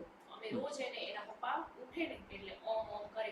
હજી તો બોલતાય ના આવડતું હોય તો આમ વિડિયો રેકોર્ડ બી કર્યો છે. બોલે જ પોતે. હા, ઈ પણ બોલે. જો આ બેન કહે છે કે જ્યારે એનું બાળક આવ્યું, સામે બેઠા છે જયશ્રીબેન, તો કે એ બાળક આવ્યો ત્યારે હું જેના જેને કહેવાય ને ગઢુલી, આપણે પેલું ગઢોલી પાય, તો મારા હાથે જ પીધી છે. એનું નામ વિષ્ણુ છે, છોકરાનું નામ. અધિક મહિનામાં જ આવ્યો છે. તો એના જીભ ઉપર ત્યાં જઈને મેં ધીમેથી ઓમ લખેલો મધથી, અને ધીમે ધીમે ઓમ કહેતો. તો આ લોકો અને પપ્પાની મમ્મી રોજે રોજ ધીમે ધીમે એના મનમાં અને કાન પાસે ઓમ બોલતા. તો એ છોકરો જ્યારે સૌથી પહેલો શબ્દ બોલ્યો ને, એ ઓમ બોલ્યો છે. ઓમ બોલતો હતો સૌથી પહેલો શબ્દ. આ બહુ જ સારું કહેવાય. એટલે ઘરથુથી આવા સંસ્કારો એનામાં આપણે નાખી શકીએ. બાકી ડૉક્ટર ના પડતો તો ન કરો તો શું કે, પણ અમુક કિસ્સામાં મેં જોયું છે આવું થઈ શકે. તો ડૉક્ટરને કન્સલ્ટ કરીને જ પછી તમારે કરવું. ઓકે, તમારા આજે કોઈ પ્રશ્ન? રાઈટ કન્નામાં ના, એવું બને જ નહીં. અસર તો દેખાય. હા, કરેક્ટ નિરાલીબેન, એવું તો બને જ નહીં. અસર તો દેખાય જ સંસ્કારોની. મારો બાબો પણ ઓમ જ બોલ્યો હતો, અને પણ જીભમાં ઓમ જ લખ્યું હતું. વાહ, વેરી ગુડ. નિરાલીબેન જો લખે છે, એનો બાબો પણ સૌથી પહેલો અક્ષર ઓમ બોલ્યો હતો, ને જીભ ઉપર ઓમ લખ્યું હતું એમને. કરેક્ટ. નામ જપ કરીએ તો પણ બાર જ બોલવા. નીલમબેન શું કહે છે? નામ જપ કરીએ તો પણ બાર જ બોલવા. ઓકે. સોનાથી લખાય કે ચાંદીથી? સોનાથી નહીં, ચાંદીથી, સિલ્વરથી. ગોલ્ડથી લખ્યું તો ઇટ્સ ઓકે. ગોલ્ડથી લખીને વાંધો નથી, પણ શાસ્ત્રમાં જ્યાં વર્ણન છે ને, ત્યાં ચાંદીની સળીનું વર્ણન છે. સિલ્વરથી, ગોલ્ડથી લખ્યું તો કાંઈ વાંધો નહીં, ઇટ્સ ઓકે. કોઈ પણ એવી શ્રેષ્ઠ ધાતુથી હોવી જોઈએ તમારી પાસે સળી. અને એના આમ તો શું હોય, મધ ચટાડવાનું હોય, બીજું તો કાંઈ ન હોય. તમે તો ઓમ કેમ લખી શકો? બાળકનું મોઢું પણ ખુલ્લું ન રહે. પણ ઓમના ભાવથી તમે એને મધ ચટાડો તો પણ આવી, ધીમે ધીમે ઓમ બોલે, મધ તો આવી જાય એમાં. નામ જપ કરીએ તો અવાજ કરીએ ને બોલું કે મનમાં બોલીએ તો પણ બાળકને પહોંચે? હા, નામ જપ કરતી વખતે તમે અંદર તમારા પોતાના મનમાં બોલો તો બાળક સુધી પહોંચી જશે. પણ જો તમે ગીતાજીના શ્લોક બોલતા હો તો તમારે પારાયણ કહેવાય નહીં, પારાયણ મોટેથી કરવું.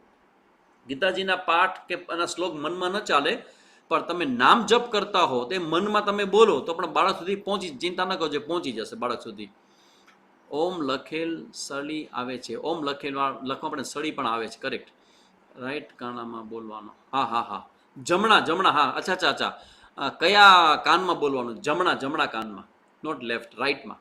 જમણા કાનથી એના ધીમેકથી ઓમનો ધ્વનિ કરવો. કરેક્ટ. ખૂબ સરસ. આજે ઘણી બધી ચર્ચાઓ થઈ.